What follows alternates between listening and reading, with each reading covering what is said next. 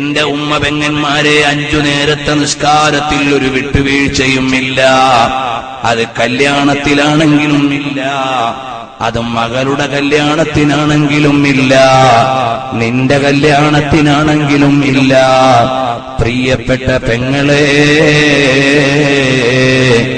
നിന്നെ വിവാഹം ചെയ്തയക്കുന്ന ദിവസം നീ ളുഹർ നിസ്കരിച്ചിട്ടുണ്ടോ?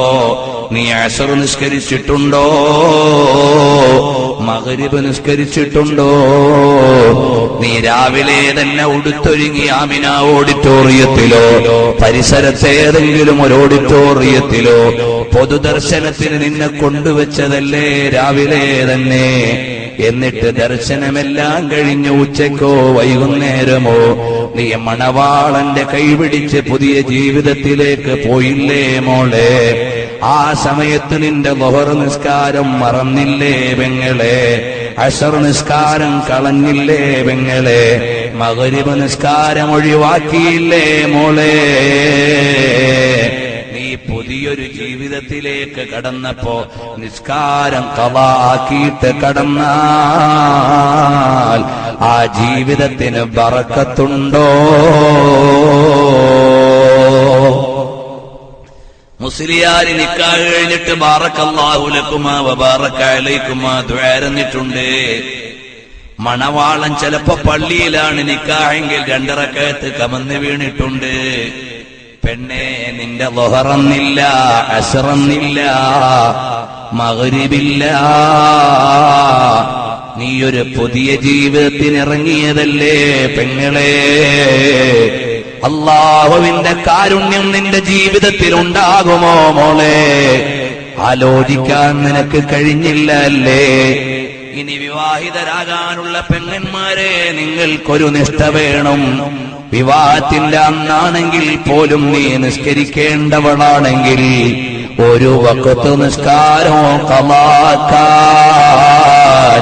ജീവനുള്ളിടത്തോളം കാലം നിനക്ക് പഴുതില്ല.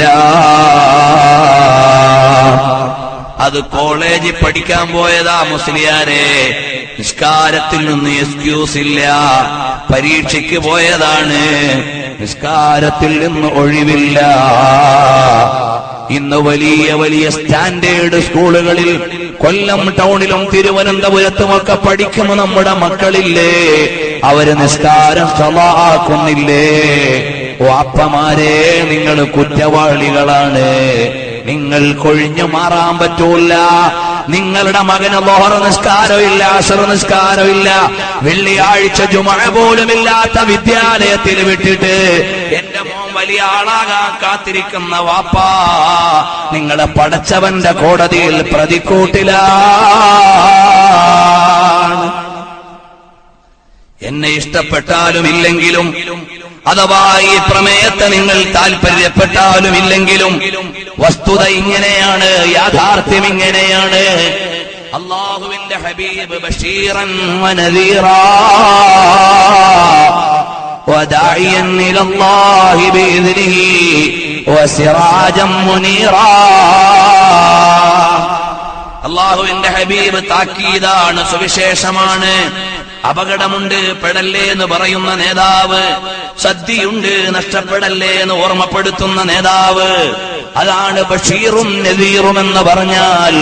ആ നേതാവിന്റെ സ്തുതിപാഠങ്ങൾ പറയുന്ന പ്രകീർത്തന വേദിയിൽ നിന്ന് നിസ്കാരം നിത്യമായും പരിപാലിക്കാത്ത ആരെങ്കിലും എന്റെ ഈ സദസ്സ് ശ്രദ്ധിക്കുന്നുണ്ടെങ്കിൽ, വിശ്വാസികളെ, ഹൃദയത്തിന്റെ അടിത്തട്ടിൽ നിന്ന് പറയട്ടെ, അല്ലാഹുവിന്റെ ഹബീബ് അവിടുത്തെ സമ്മതം വേണോ, പ്രിയം വേണോ? നിസ്കാരം ഒഴിവാക്കല്ലേ. നിസ്കാരം ഒഴിവാക്കൽ ഒരു ഭയമില്ലാത്ത കാലമായി.